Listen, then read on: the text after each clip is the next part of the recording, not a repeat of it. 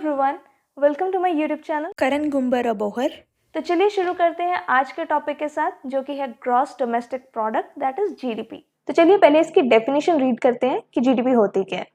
It is the total final value of goods and services produced with in the domestic territory of a country in a financial year. इस पूरी definition में आपको 5 words पे ध्यान देना है, जो कि है total, final value, goods and services, domestic territory and financial year. हमें बस इन 5 वर्ड्स के मतलब समझने हैं, जीडीपी बहुत आराम से समझ में आने वाली है। तो चलिए स्टार्ट करते हैं अपने पहले वर्ड के साथ, जो कि है गुड्स एंड सर्विसेज। इकोनॉमी के 5 सेक्टर्स होते हैं: primary sector, secondary sector, tertiary sector, quaternary sector and quinary sector. Primary sector में हमारा आ जाता है agriculture, mining, fisheries. Secondary sector की एग्जांपल्स आ जाती हैं industries, construction, manufacturing. Tertiary sector में आता है transport, trade, real estate. Quaternary sector की एग्जांपल्स हैं media houses, information and communication technology, research and development. And the last sector is quinary sector. इसमें आ जाता है health care, education and public services. In sectors of economy के बारे में भी हम डिटेल में समझेंगे, बट आने वाली वीडियोस में। तो देखिए, जो भी प्राइमरी सेक्टर और सेकेंडरी सेक्टर प्रोड्यूस करते हैं उसे हम गुड्स कहते हैं। जैसे हमने प्राइमरी सेक्टर में एग्रीकल्चर की एग्जांपल ली है, तो फार्मर जो भी प्रोड्यूस करता है, जैसे उसने व्हीट प्रोड्यूस की है, राइस प्रोड्यूस की है, तो wheat and rice is a good. Similarly secondary sector की अगर हम एग्जांपल लेते हैं इंडस्ट्रीज में, तो इंडस्ट्री में अगर हैंड टूल इंडस्ट्री ने हैंड टूल्स प्रोड्यूस किए हैं, तो हैंड टूल्स आर गुड्स। तो primary sector and secondary sector जो भी प्रोड्यूस करते हैं, उनकी जो भी आउटपुट होती है, उन्हें हम गुड्स कहते हैं। सिमिलरली बाकी के 3 sectors, that is tertiary sector, quaternary sector and quinary sector, ये सर्विसेज प्रोड्यूस करती हैं। अब इन गुड्स एंड सर्विसेज के मार्केट में एक वैल्यू होती है, उस वैल्यू को हम जीडीपी में काउंट करते हैं। अब अपनी नेक्स्ट टर्म पे चलते हैं, जो कि है final value. Now what is final value? देखिए, जो भी गुड्स एंड सर्विसेज प्रोड्यूस हुई हैं, उनकी मार्केट में एक वैल्यू है। तो उन गुड्स एंड सर्विसेज की वैल्यू जो कंज्यूमर्स डायरेक्टली कंज्यूम करते हैं, उन्हें हम फाइनल वैल्यू कहते हैं। चलिए एग्जांपल से समझते हैं। एक फैमिली है, उसने मार्केट से अपने लिए व्हीट बाय की है। अब इस व्हीट की जो मार्केट वैल्यू होगी, वो फाइनल वैल्यू होगी, क्योंकि कंज्यूमर्स उसे डायरेक्टली कंज्यूम करने के लिए बाय कर रहे हैं। अब एक दूसरी फैमिली है, उसने मार्केट से व्हीट की जगह आटा बाय किया है। अब आटा चाहे व्हीट से बने, लेकिन ये व्हीट आटा चक्की वाले के लिए रॉ मटेरियल की तरह एक्ट करेगी, और कंज्यूमर ने आटा कंज्यूम किया है, तो आटे की मार्केट वैल्यू फाइनल वैल्यू होगी, और वो व्हीट की वैल्यू उसमें काउंट नहीं होगी, क्योंकि यहाँ पर व्हीट इंटरमीडिएट गुड है।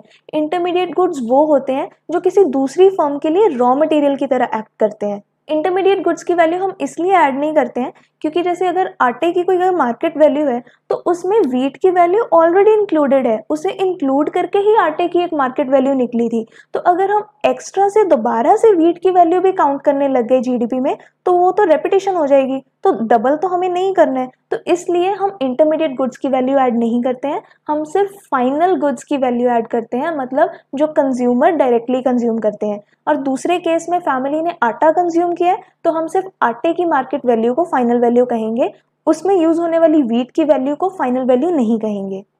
ये थी फाइनल वैल्यू। नेक्स्ट टर्म है हमारी domestic territory. Domestic territory geographical territory से बहुत अलग होती है। इसमें 4 चीजें और आती हैं। सबसे पहले है टेरिटोरियल वाटर्स। टेरिटोरियल वाटर्स वो होते हैं जहां तक एक कंट्री की ज्यूरिसडिक्शन रहती है। एग्जांपल से समझते हैं, जैसे इंडिया को 3 वाटर बॉडीज सराउंड करती हैं: Arabian Sea, Indian Ocean and Bay of Bengal. इन तीनों वाटर बॉडीज में एक एक्सटेंट तक इंडिया को ज्यूरिसडिक्शन राइट है, मतलब इंडिया उन वाटर्स में कंट्रोल करती है। तो वहां पर जो भी एक्टिविटी होगी, इकोनॉमिक एक्टिविटी होगी, वो इंडियन जीडीपी का पार्ट होगी। सेकेंड है शिप्स एंड एयरक्राफ्ट। जो इंडियन रेजिडेंट अगर ऑपरेट कर रहे हैं, वो भी इंडियन जीडीपी का पार्ट होगी।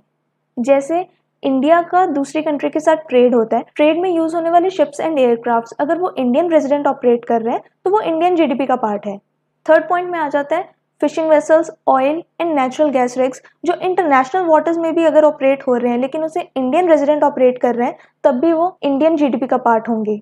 And the fourth is, her country की दूसरी कंट्रीज में एम्बेसीज होती हैं, कॉन्सुलेट्स होते हैं, मिलिट्री एस्टेब्लिशमेंट्स होती हैं, ये भी इंडियन जीडीपी का पार्ट होंगी। ये मैं इंडिया की एग्जांपल ले रही हूँ, बट ये हर कंट्री में सेम कंसेप्ट यूज होता है, चाहे वो अमेरिका हो या चाइना हो। नेक्स्ट टर्म है हमारी फाइनेंशियल ईयर। फाइनेंशियल ईयर कुछ भी नहीं है, ये 1 अप्रैल से लेके 31 मार्च तक का जो टाइम पीरियड होता है उसे हम 1 फाइनेंशियल ईयर कहते हैं। And the fifth term is total. Total का तो आपको मतलब पता ही होगा, चीज़ों का टोटल करना। चलिए एक बार हम दोबारा अपनी जीडीपी की डेफिनेशन रीड करते हैं। It is the total final value of goods and services produced within the domestic territory of a country in a financial year. मतलब जो भी गुड्स एंड सर्विसेज प्रोड्यूस हुई हैं डोमेस्टिक टेरिटरी में एक फाइनेंशियल ईयर में, उनकी फाइनल वैल्यू का टोटल इज कॉल्ड जीडीपी। चलिए एग्जांपल से समझते हैं। सपोज इकोनॉमी में 3 ही फर्म्स हैं, farmer, hand tool industry and teacher. Suppose farmer ने एक साल में 1000 रुपीज़ की वीट प्रोड्यूस की, हैंड टूल इंडस्ट्री ने 1000 रुपीज़ के हैंड टूल्स प्रोड्यूस किए एक साल में, और टीचर ने 1000 रुपीज़ की अपनी टीचिंग सर्विसेज दी हैं एक साल में। तो उस साल की उस कंट्री की जीडीपी होगी 1000 plus 1000 plus 1000, that is 3000 rupees. अब एक क्वेश्चन राइज कर रहा होगा कि कंट्री की जीडीपी में कंट्रीब्यूट कौन करता है? क्या इसमें सिर्फ इंडियन कंपनीज ही इंडियन जीडीपी में कंट्रीब्यूट करेंगी? The answer is no. चाहे इंडियन कंपनी है या फॉरेन कंपनी है, अगर वो इंडियन टेरिटरी में गुड्स एंड सर्विसेज प्रोड्यूस कर रही हैं तो वो इंडिया की जीडीपी में ही काउंट होगी, क्योंकि वो जो भी प्रोड्यूस करेंगे कंपनीज, उन्हें कंज्यूम तो इंडियन कंज्यूमर्स करेंगे, तो वो इंडियन जीडीपी का ही पार्ट होगी। अब आपने एक बात और देखी होगी कि हम कभी ये नहीं कहते कि पिछले साल की इंडिया की जीडीपी थी 2000 रुपीज़ और इस बार की है 3000 रुपीज़। हम हमेशा ये कहते हैं कि पिछली बार की थी 6% और इस बार की है 8%। तो ये परसेंटेज क्या है? देखिए, हम जीडीपी को ग्रोथ रेट में मेजर करते हैं। सपोज लास्ट ईयर की इंडिया की जीडीपी थी 100 रुपीज़ एंड इस बार की है 108 रुपीज़। तो 100 रुपीज़ से 108 रुपीज़ तक 8% की ग्रोथ है। तो हम ये कहेंगे कि इस बार की इंडिया की जीडीपी है 8% की ग्रोथ रेट पे। अब नेक्स्ट आ जाते हैं मेथड्स टू कैलकुलेट जीडीपी। 3 तरह के मेथड्स हैं जिनसे हम जीडीपी कैलकुलेट कर सकते हैं। The first is the product of value added method, second है एक्सपेंडिचर मेथड एंड थर्ड है इनकम मेथड। इन तीनों मेथड्स के बारे में हम अपनी नेक्स्ट वीडियो में समझेंगे। Thank you so much. अगर वीडियो पसंद आई हो तो चैनल को लाइक, शेयर एंड सब्सक्राइब करना बिल्कुल भी मत भूलिएगा। अगर आपके कोई डाउट्स हैं तो वो आप कमेंट सेक्शन में कमेंट करके पूछ सकते हैं। तो मिलते हैं अगली वीडियो में, तब तक के लिए keep smiling and keep learning.